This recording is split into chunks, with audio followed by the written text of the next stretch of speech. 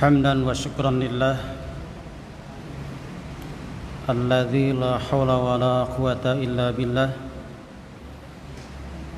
أشهد أن لا إله إلا الله وحده لا شريك له وأشهد أن محمدا عبده ورسوله الذي لا نبي بعده أما بعد. وقال الله تبارك وتعالى في القرآن الكريم أعوذ بالله من الشيطان الرجيم آزفة الآزفة ليس لها من دون الله كاشفة أفمن هذا الحديث تعجبون وتضحكون ولا تبكون وأنتم سامدون fasjudu lillahi wa'budu. Surat An-Najm 57 sampai dengan 62. Alhamdulillah dalam cuaca hujan kita masih menyempatkan diri untuk bersama-sama berada di majelis ini. Mudah-mudahan langkah kita dari rumah, duduk kita di sini sampai pulang dari sini dinilai oleh Allah sebagai orang-orang yang berada fi sabilillah. Mudah-mudahan duduknya kita di sini dinaungi oleh sayap malaikat sebagai bentuk keridhaan Allah atas kita, atas orang-orang yang berada dalam majlis zikrullah.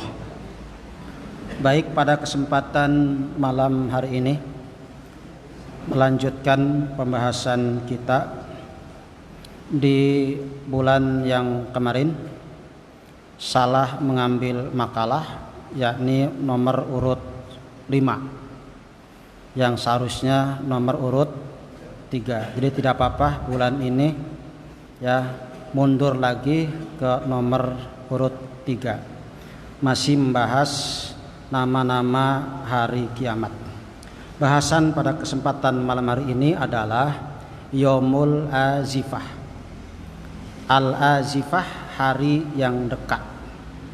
Hal ini merujuk kepada beberapa dalil, diantaranya dimuat dalam ayat 57 dari surat An-Najm dan dimuat juga dalam surat Al-Mu'min ayat yang ke-18. Ikhwatu iman, kalimat Al-Azifah maknanya adalah dekat, karena memang kiamat itu waktunya sudah dekat. Walaupun dekatnya adalah relatif. Mulai dekatnya kiamat diawali semenjak Nabi yang terakhir, Nabi yang ke-124.000, yakni Rasulullah Nabi Muhammad SAW sebagai Nabi yang terakhir diutus, itu mulai mengawali ciri tanda kiamat sudah dekat. Semakin kesini berarti semakin mendekat. Dan kita sudah merasakan dekatnya hari kiamat, baik melalui tanda-tanda jauh yang sudah mengarah kepada tanda-tanda alamat kubro, tanda-tanda besar untuk terjadinya kiamat. Juga kita sudah merasakan taqarubaz zaman. Taqarubaz zaman itu waktu semakin berjalan dengan cepat. Kita merasakan waktu ini begitu cepat berjalan. Taqarubaz zaman merujuk kepada hadis Bukhari. Sehingga Rasul menggambarkan dekat atau ciri dekatnya kiamat dengan salah satu tandanya adalah waktu semakin berjalan dengan cepat. Tetap 24 jam, tetapi kita merasakan atau Allah percepat 24 jam itu. Maka tidak aneh Rasul kemudian menyampaikan bahwa nanti atau pada saatnya dekat ke kiamat, setahun seperti sebulan. Jadi as-sanah kas-syahr, setahun seperti sebulan. As-sahr kal usbu', sebulan seperti seminggu, seminggu seperti sehari, dan sehari seperti membakar satu helai pelapah kurma. Nah, kita mungkin sudah merasakan sebentar lagi kita Ramadan. Perasaan baru belum lama Ramadan, kita sebentar lagi akan datang bulan Ramadan. Yang paling merasakan barangkali para ustadz, ya, perasaan sudah khutbah Jumat, khutbah lagi, gitu ya. Kita merasakan betapa cepatnya gitu perjalanan waktu, ya, waktu berputar begitu cepat, Allah takdirkan seperti itu. Nah, ikhwatul iman, al-azifah itu dekat. Dalam tafsir Sofwatul Tafasir pada halaman 1243, kemudian dalam tafsir Ibnu Katsir dan dalam tafsir-tafsir yang lain, kenapa al-azifah dinamakan kiamat? Azifatil azifah ay danatis sa'ah waqtarabatis qiyamah. Dinamakan al-azifah karena kiamat itu begitu cepat dan waqtarabatil qiyamah, kiamat begitu dekat. Kita pernah baca ayat mungkin iqtarabatis sa'ah, ya, kiamat sudah dekat, sampai difilmkan itu kiamat sudah dekat gitu ya.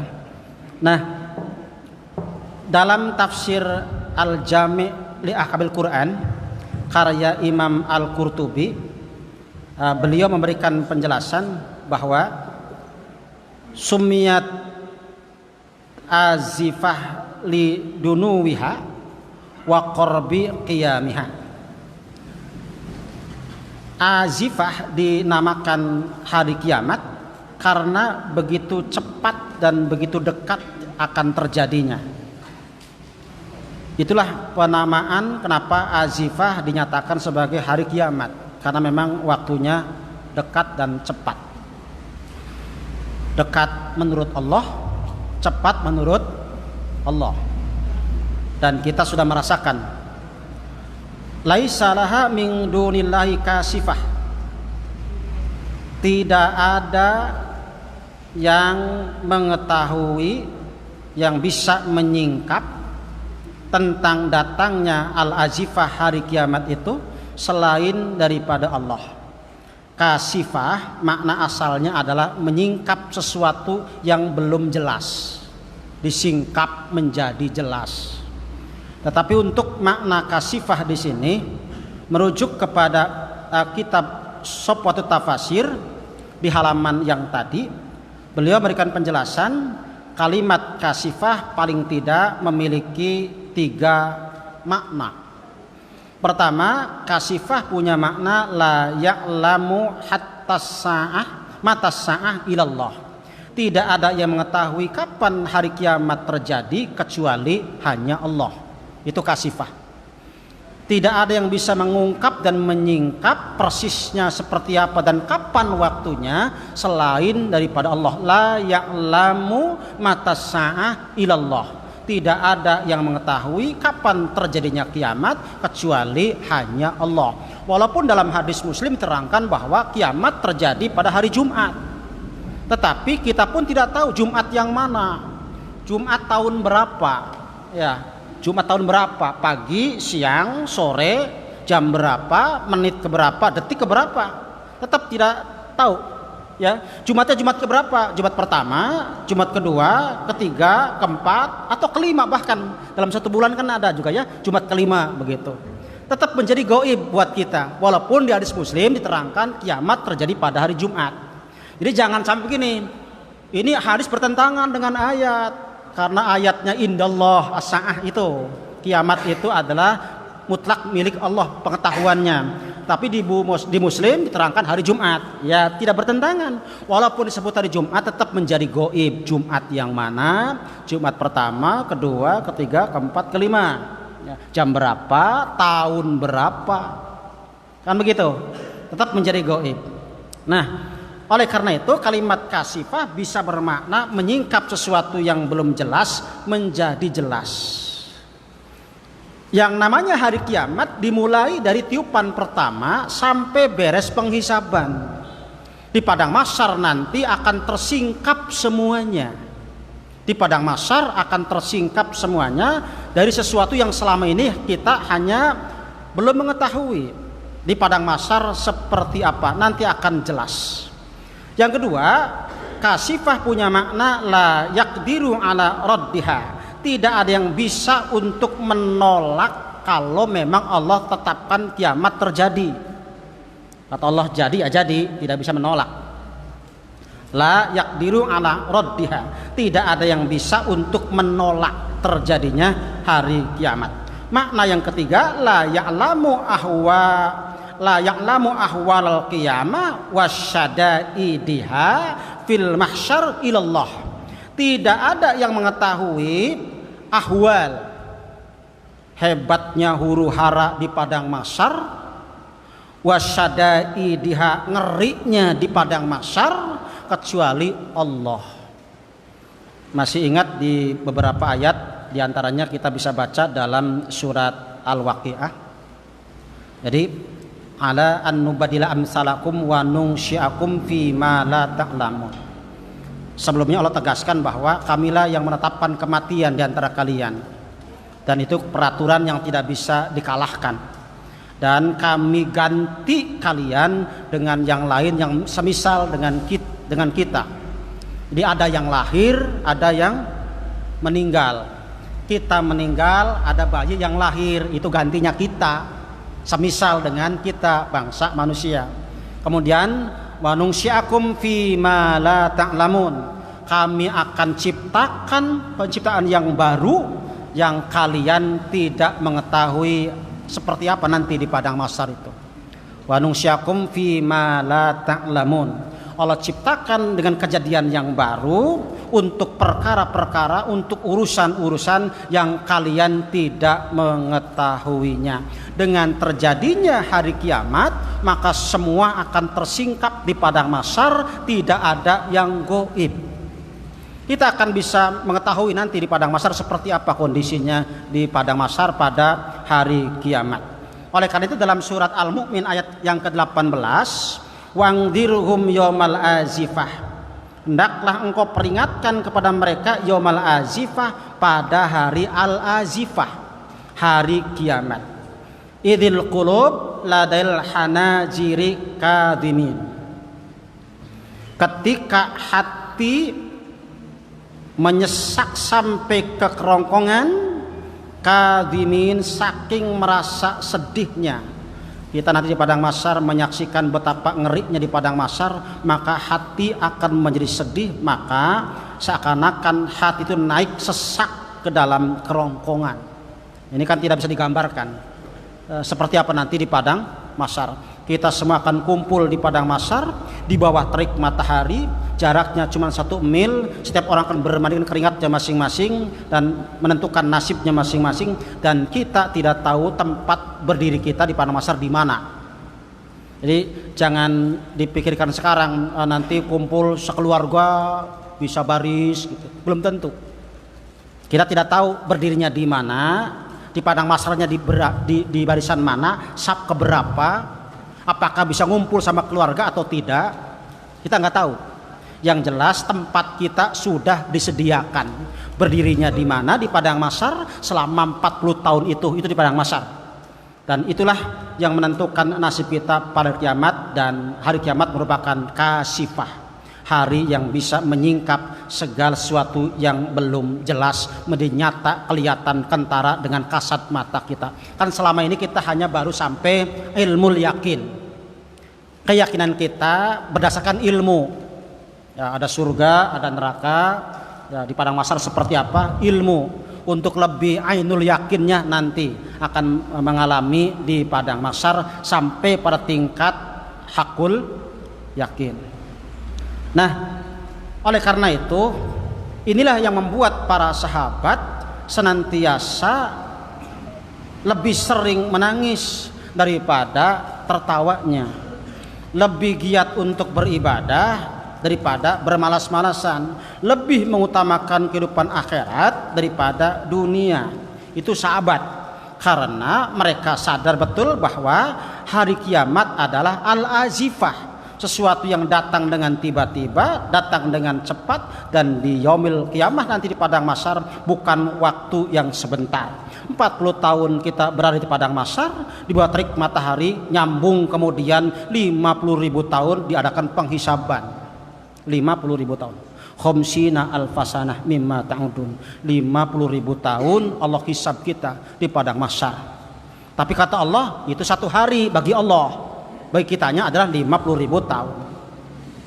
Itu gambaran yang bisa kita baca dalam beberapa riwayat, baru sampai batas ilmul yakin. Untuk hakul yakin, ainul yakin nanti setelah terjadinya hari kiamat.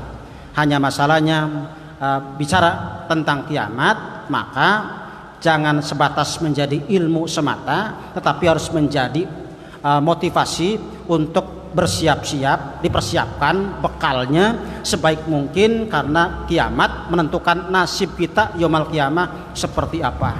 Jadi bicara kiamat tapi amal masih angger, semangat ibadah tidak ada, ya percuma. Makanya ketika zaman Rasulullah ada sahabat yang bertanya Rasulullah, mata sa'ah, kapan kiamat terjadi? Rasul tidak menjawab. Rasul hanya mengatakan, kamu sudah siap belum? Ya, Anda nanya kiamat, apakah sudah siap? Bekalnya sudah siap atau belum? Jadi bicara tentang kiamat, yang paling penting adalah mari kita bicara bekal kita sudah cukup atau belum. Kiamat yang paling dekat, sangat dekat dengan kita adalah al-maut, kematian. Itu juga kiamat, namanya kiamatus sugro, kiamat kecil. Itu penting untuk kita waspadai, karena kematian sering saya katakan tidak memandang umur. Mati bukan karena tua, mati bukan karena muda, mati bukan karena sakit, mati bukan karena sehat, mati karena jatahnya sudah habis. Nah, di Al-Mu'min ayat 18 bagian terakhir ada kalimat ma lidzalimina min hamimi wala syafi' yuta.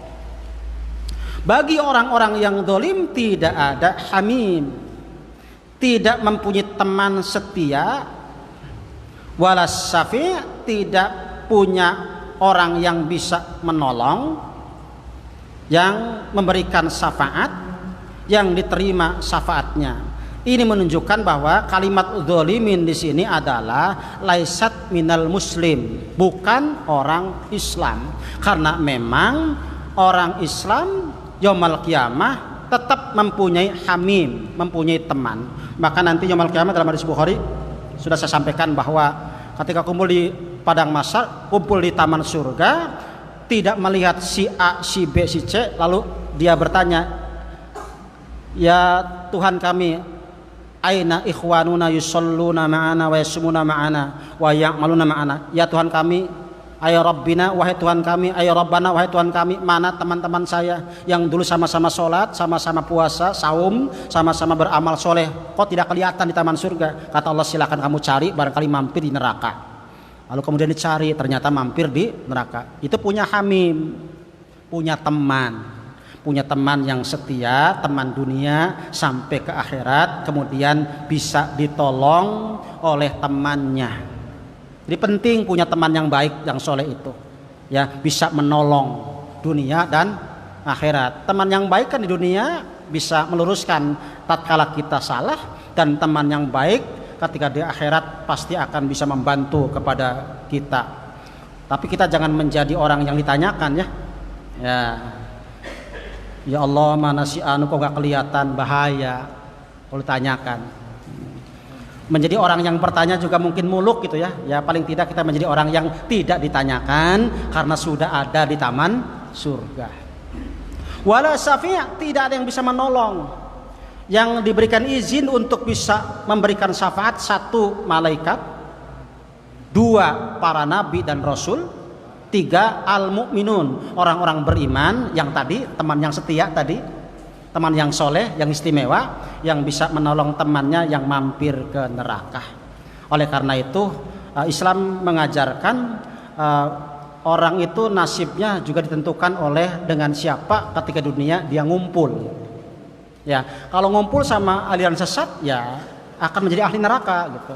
Kalau ngumpul dengan ahlu sunnah, insya Allah akan menjadi ahli surga. Jadi penting kita ini ngumpulnya dengan siapa? Kalau bahasa Rasul, ya Rasulullah, ingin rasanya, kata sahabat, aku bersamamu di surga. Kata Rasulullah, orang itu akan masuk surga bersama orang yang ia cintai. Kalau sekarang kita cintanya kepada kesesatan, ya akan ngumpul bersama orang-orang yang sesat.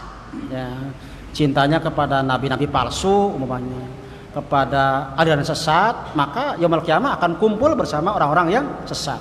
Semoga kita ini kumpul dalam istiqomah ketaatan kepada Allah sehingga menjadi umat Rasulullah yang asli gitu ya, bukan yang palsu. Ikhwatu iman, oleh karena itu sesudah bicara tentang hari kiamat ini Allah sindir, afa min hadzal hadisi ta'jabun wa tadhakuna wa la tabkun. Apakah berdasar dengan berita ini kalian ta'jabun, merasa heran, wa tadhakuna tertawa, wa la tabkun tidak menangis. Jadi sahabat kalau sudah baca ayat ini menangis, sahabat mah. Ya, sahabat Nabi kalau sudah baca ayat di sini oleh Allah, apakah berdasarkan berita ini kalian merasa heran, kalian tertawa saja, tidak menangis? Sahabat kalau baca ayat ini nangis. Nah kalau kita mah enggak ya, kita mah ya boro-boro nangis gitu. Kayaknya imannya tuh jauh gitu dengan iman para sahabat, jauh kita mah. Ya. Wa antum samidun, bahkan kalian samidun, lalai. Kita banyak lalainya kepada Allah. Kiamat sudah dibahas di beberapa ayat, di 30 juz diungkap di situ, baik tersurat ataupun tersirat. Tapi iman kita angger gitu.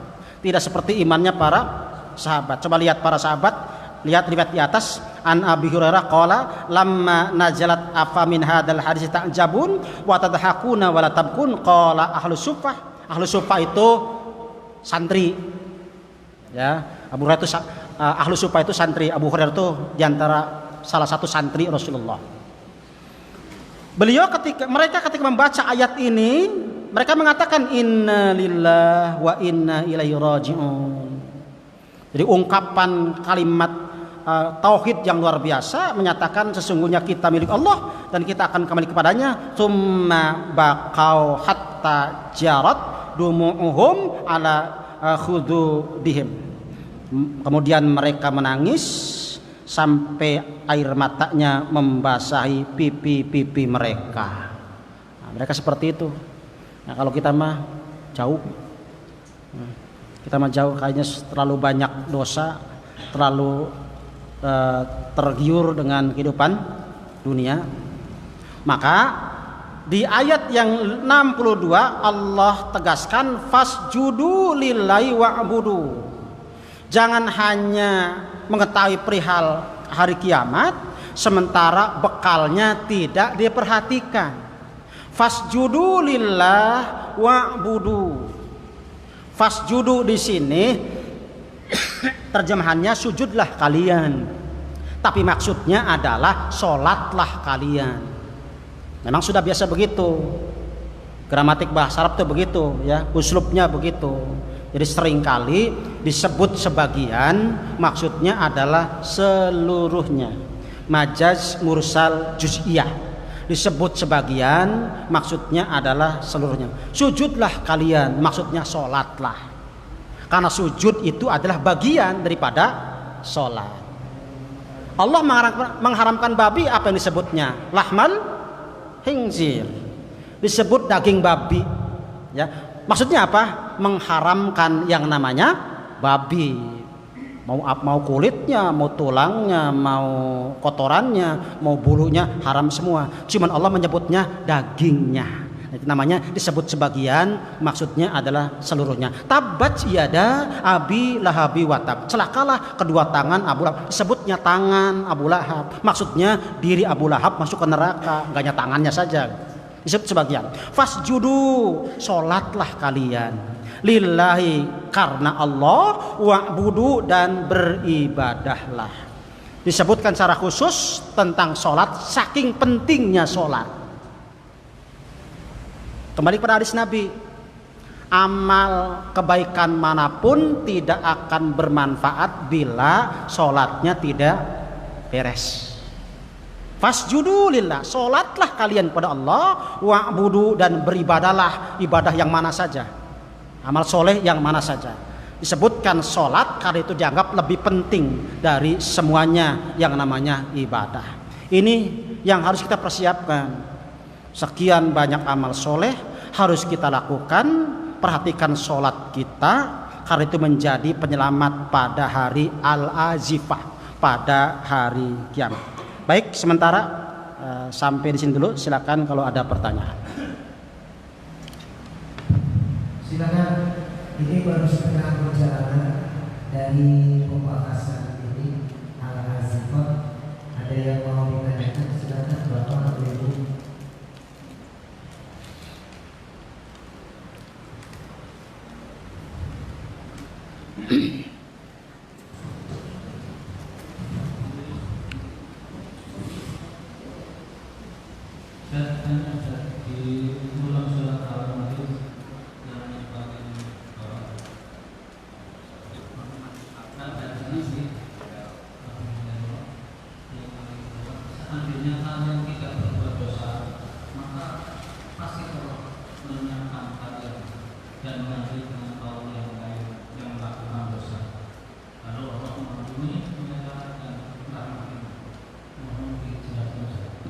Ya, tadi baru disampaikan sebagian hadis ya.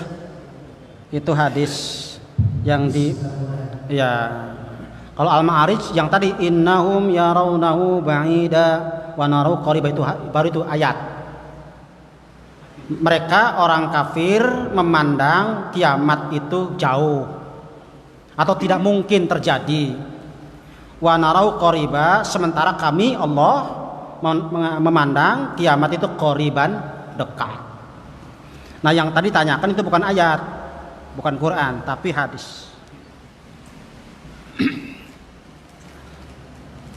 Sesudah menceritakan perihal sahabat ketika baca ayat yang tadi, surat An-Najm tadi, mereka menangis, lalu Rasul menyampaikan, Rasul ikut nangis juga, sahabat menangis, kemudian falamma sami'an nabiyyu buka'ahum baka ma'ahum, ketika Rasulullah mendengar para sahabat itu menangis, maka Rasul juga menangis bersama mereka. Fabakaina li bukaihi, lalu kami pun menangis karena Rasulnya menangis. Di zaman sahabat yang menangisnya bagi dua. Ada yang menangis karena baca ayat ini, gitu ya.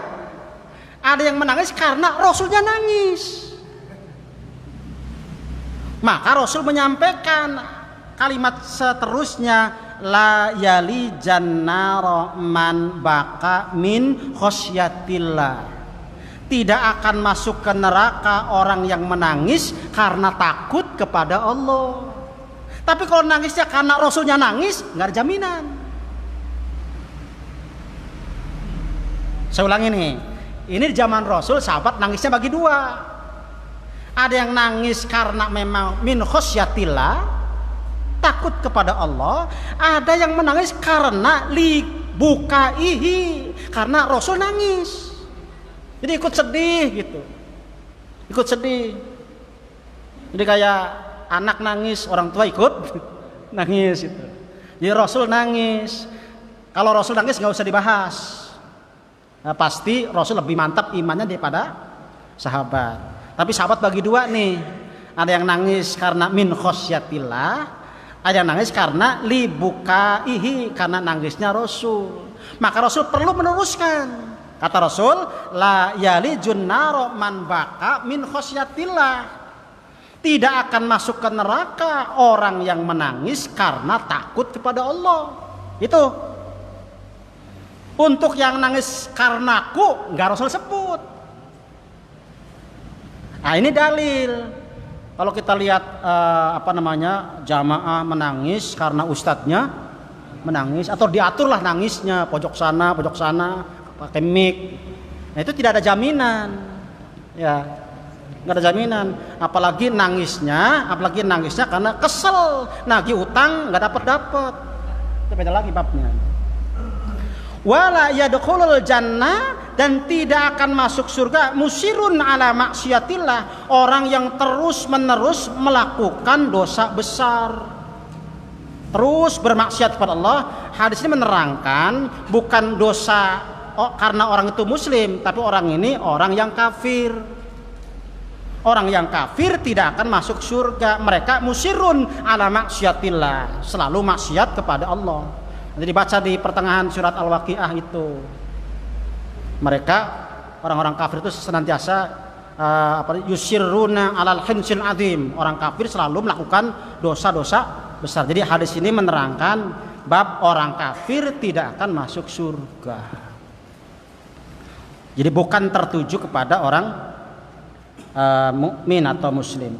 Walau lam yudnibu, ini mungkin ditanyakan, seandainya kalian tidak melakukan dosa, la dhahaballahu bikum, pasti Allah akan melenyapkan kalian, wala jaa biqaumin, Allah datangkan, Allah ganti dengan kaum yang lain, yudnibuna, lalu mereka berbuat dosa, fayagfirulahum, lalu Allah mengampuni, wa yarhamuhum, dan merahmati mereka, innahu huwal ghafurur rahim. Jadi ini tidak mungkin ada manusia yang tidak pernah berbuat dosa. Ini yang kita bisa pahami nih. Tidak mungkin ada manusia yang tidak pernah berbuat dosa. Nabi sekalipun pasti pernah berbuat salah. Hanya bedanya kalau Nabi kalau salah Allah tegur langsung. Rasulullah pernah salah? Pernah. Umi Maktum minta ikut ngaji dengan para pembesar. Oleh Rasul tidak diizinkan. Karena Rasul merasa ini khusus untuk para pembesar. Rasul tidak tahu bahwa mereka sebenarnya tidak butuh nasihat. Yang butuh nasihat adalah Umi Maktum. Maka turunlah ayat abasa wa tawalla an ja'ahul. Turun ayat itu, ditegur langsung Rasul. Karena sudah bermuka masam kepada Umi Maktum, pengen ikut ngaji, oleh Rasul tuh tidak diizinkan dengan menunjukkan raut muka yang tidak nyaman. Ternyata teguran Allah datang. Artinya pernah salah, walaupun menurut kita ya sebenarnya tidak salah-salah amat ya. Ini orang tidak tahu lagi ngadapin siapa gitu. Cuman Allah Maha tahu, ternyata dalam dakwah itu jangan pilih-pilih orang. Belum tentu para bangsawan tadi, pejabat-pejabat tadi beriman, dan ternyata memang mereka tidak mau beriman. Tapi Umi Maktum, orang yang buta itu, yang sangat butuh dengan pendidikan bimbingan Rasul. Sejak itulah Rasul kalau ketemu Umi Maktum selalu bertanya dan selalu menanyakan mau tanya apa, sebagai penebus kesalahannya gitu. Jadi merujuk pada keterangan ini, tidak ada seorang pun yang tidak pernah berbuat dosa. Kalau memang ada kaum nih tidak berbuat dosa, pasti Allah ganti dengan kaum yang lain, terus berbuat dosa kemudian bertobat. Gitu kan? Nah, karena apa?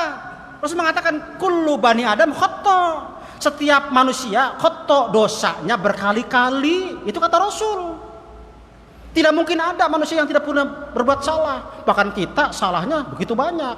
Saking banyaknya lupa sudah berapa banyaknya dosa kita. Itu tidak penting. Yang paling penting mari segera bertobat, perbaiki. Karena manusia terbaik adalah manusia yang at-tawwabun, yang bertobat. Jadi tidak ada manusia yang tidak berbuat dosa. Nabi Adam sekalipun manusia pertama berbuat dosa. Apa dosanya? Ya kan? Memakan buah itu, buah yang dilarang. Sekali dosanya bisa keluar dari surga. Sekali dosanya keluar dari surga. Kita yang dosanya berkali-kali pengen masuk surga.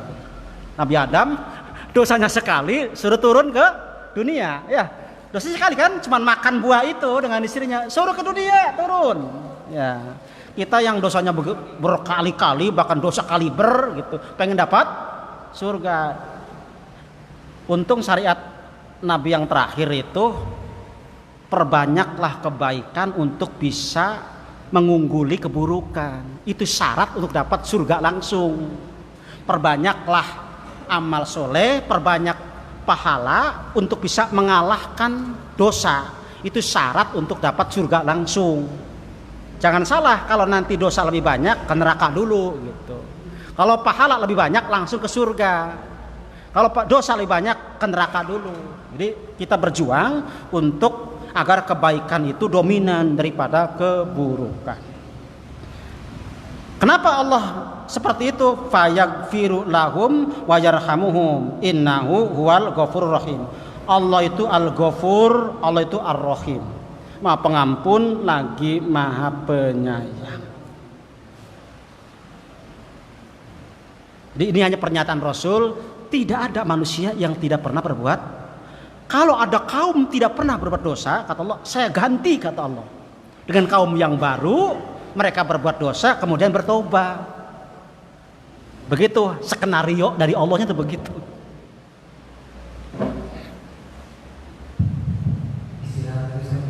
Ya. Ada yang mau bertanya? Silakan. Ustaz, kaitannya dengan masalah kiamat, tetapi ada hitungan hisab. Memang di antara kita juga masih tetap harus meyakinkan. Jadi Ustaz bertanya apa menerangkan kaitannya perbanyak kebaikan untuk menutupi kesalahan. Jadi hitungannya 50-50 atau gimana? Kalau kita timbangannya 51 kebaikan, sedangkan 49 apa? Kejelekan, atau umpamanya apa, atau kejahatan dan maksiat. Nah, apa kita itu akan otomatis masuk ke surga karena disadar bahwa kebaikannya lebih baik, lebih banyak daripada ini, atau kita mampir dulu kemana? Ke neraka, dicuci dulu yang 49-nya atau gimana? Monggo Ustaz. Ya, baik. Di surat Al-A'raf ada sebutan Ashabul A'raf. Al-A'raf di situ adalah benteng khusus untuk tempat orang-orang yang amal baik dan amal buruknya istawat, sama. Kebaikan dengan keburukannya sama. Maka mereka akan tertangguhkan di benteng. Panas. Di benteng namanya Al-A'raf. Tafsiran para sahabat termasuk Ibnu Mas'ud dan Ibnu Abbas, jika kebaikan dominan daripada keburukannya, walau kanat wahidatan, walaupun bedanya cuma satu. Contoh, kebaikannya 51, keburukannya 50. Kata Ibnu Abbas, kata Ibnu Mas'ud, maka orang itu dakholatil jannah, masuk dakholal jannah, orang itu masuk surga. Kenapa? Karena rumusnya fa'amma man saqulat mawazinu fahuwa fi aisyatir radiyah. Yang berat timbangan amal baiknya daripada amal buruknya, maka tempatnya surga. Tapi kalau lebih ringan atau dosa lebih berat, pahala lebih ringan, maka fa'umuhu hawiyah. Kan begitu rumusnya itu. Maka dari situlah kemudian para sahabat menjelaskan, seandainya kebaikan lebih satu daripada kejelekan, dakhalal jannah. Tapi jangan salah, andai kata yang lebih satunya itu adalah keburukan, maka dakhalan nar, mampir ke neraka dulu, dibersihkan di situ, mungkin masuk pada kelas yang dibakar di neraka hanya sampai mata kaki. Karena di hadis Muslim merujuk kepada beberapa ayat, neraka itu kan ada juz'un maksum, laha sab'atu abwab, neraka punya 7 sekat ke bawah, 7 pintu ke bawah, sekat ke bawah. Setiap neraka ada juz'un maksum, Ada bagian yang sudah dibagi-bagi, mana jatah neraka untuk orang yang ternyata kebaikannya hanya lebih, ternyata keburukannya lebih satu daripada kebaikan. Nerakanya di mana? Ada khusus bagiannya. Mungkin kalau kita baca hadis Muslim kan ada yang dibakar sampai telapak kaki, sampai betis, sampai lutut, sampai paha, sampai pinggang, sampai semuanya berdasarkan kadar dosanya. Ya mungkin yang tadi karena lebihnya satu masuk ke neraka dibakar telapak kakinya. Tapi jangan dibayangkan itu ringan, karena panasnya api neraka luar biasa. Jadi berjuanglah untuk lebih banyak kebaikan. Walaupun itu gaib kan belum kasifah, belum tersingkap, nanti di padang mahsyar baru tersingkap mana kebaikan kita diterima atau tidak nanti yaumul qiyamah. Sekarang mah hanya berjuang, berusaha, berdoa, melatih diri untuk ikhlas karena Allah. Pertanyaan, apakah orang juga di padang mahsyar juga sebelum kajian itu ditimbang kalau kadar kebaikannya itu sudah 51, sedangkan kejelekannya itu, dosanya itu 50, kan unggul. Apakah di padang mahsyar seperti tadi dia itu akan kelelep dengan keringatnya sendiri? Apakah dia itu akan bebas atau bagaimana Ustaz? Mohon maaf, ini kaitannya kita bukan menimang-nimang kaitannya dengan siksaan, tetapi nimang untuk mawas diri ya, untuk mawas diri. Bagaimana Ustaz? Di padang mahsyar di bawah terik matahari 1 mil itu gambaran awal. Itu kan sebelum penghisaban, sebelum kepada mikot yang sudah Allah tetapkan. Kan la majmu'una ila mikot yaumim ma'lum. Kita akan dikumpulkan di padang mahsyar untuk menempati mikot, tempat-tempat yang sudah tetapkan. Ada mikot khusus di padang mahsyar sebelum mikot yang lain. Nanti yang 50.000 tahun itulah nanti ada berapa mikot yang akan kita datangi. Semuanya akan kita datangi terkait dengan penghisaban satu persatu. Sesudah di padang mahsyar. Jadi di padang mahsyar tadi di bawah terik matahari itu gambaran akan bermanding keringatnya masing-masing. Ada yang sampai telapak kakinya terbasahi dengan keringatnya sampai betis, terus sepinggang sampai menggenang seluruhnya. Hanya kalau kita baca hadis Nabi, kecuali orang-orang yang dapat naungan dari Allah di saat tidak ada naungannya. Nah, itu kembali kepada hadis yang dapat naungan Allah. Itu mah nyaman, terasa sebentar walaupun sebenarnya lama, karena dapat naungan, nikmatnya dapat naungan dari Allah. Nah, tinggal baca nanti 7 golongan ya yang dapat naungan dari Allah pada hari kiamat di saat tidak ada naungan. Terus salah satunya adalah orang yang nangis karena takut kepada Allah, dapat naungan. Yang terpaut hatinya dengan masjid, ahli ibadah lagi. Bagus, ada yang mau ditanyakan Pak? Masih ada waktu? Lagi ibu-ibu bagaimana?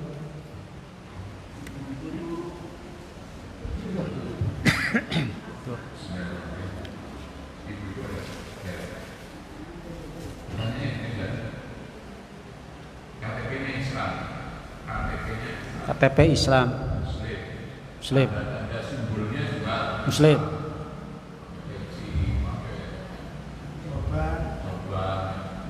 Tapi urusan-urusan yang seperti ini yang dibahas dianggap dominan saja. Apa membatalkan keimanan seseorang? Keislamannya betul atau enggak? Karena ini dianggap dongeng saja, dongeng orang Arab. Ya. Orang kafir zaman Nabi, ketika Nabi menyampaikan bab yaumul qiyamah, mereka mengatakan asatirul awwalin. Itu adalah dongeng-dongeng orang dahulu. Di orang kafir dulu, kalau Nabi menyampaikan tentang yaumul qiyamah, Nabi dianggap sedang menyampaikan dongeng yang tidak perlu dipercaya. Jadi kalau sekarang ada orang seperti itu, KTP-nya Islam, bahkan mungkin sholat 5 waktu, tapi ketika tidak meyakini tentang hari kiamat, maka apa bedanya? Karena itu kan rukun iman. Rukun iman ada berapa? Iman pada hari kiamat nomor berapa?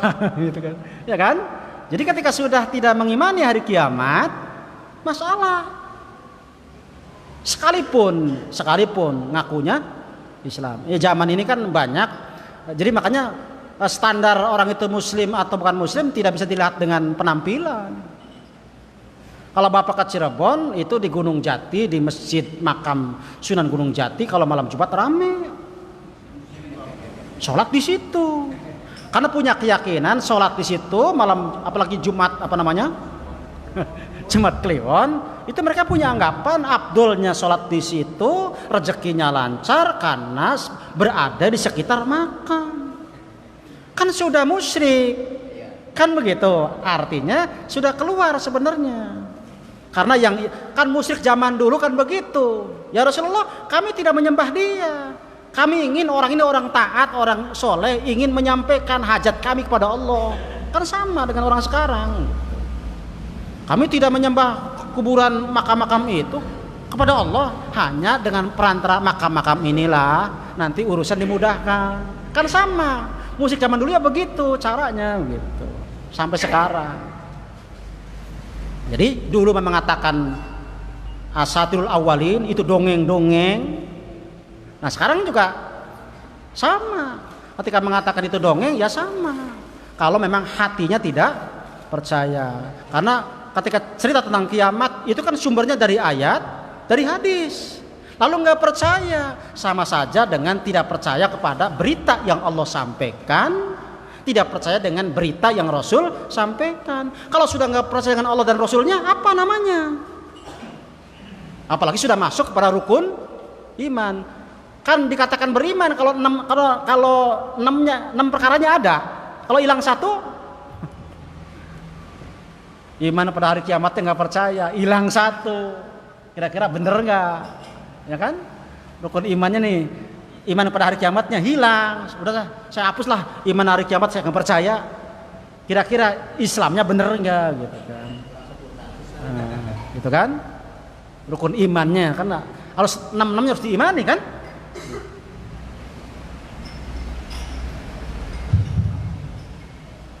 Ibu-ibu ada yang mau bertanya?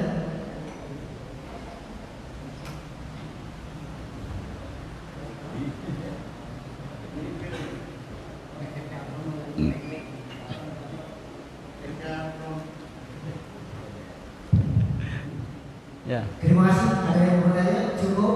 Tutup. Insya Allah Ustaz Syarif sembuh bukan di Nurul Iman tetapi di Baitul Ikhwan. Sekali lagi nanti Ustaz Syarif akan bertemu nanti di Baitul Ikhwan. Judulnya Ustaz? Tidak tahu. Belum ada. Oh, ya. Tapi nanti jadi masih kasifah misalnya. Masih kasih Pak. Kasifah. Jadi masih terapa? Masih tertutup, belum terbuka. Terima kasih Ustaz, mohon ditutup. Ya, ya. Baik, Ibu Iman, mudah-mudahan kajian kita ini insyaallah mendapatkan tambahan ilmu sedikit dari ilmunya Allah yang sangat luas. Mudah-mudahan menjadi satu kebaikan dan keberkahan untuk kita semua. Akhirul kalam, wassalamualaikum warahmatullahi wabarakatuh.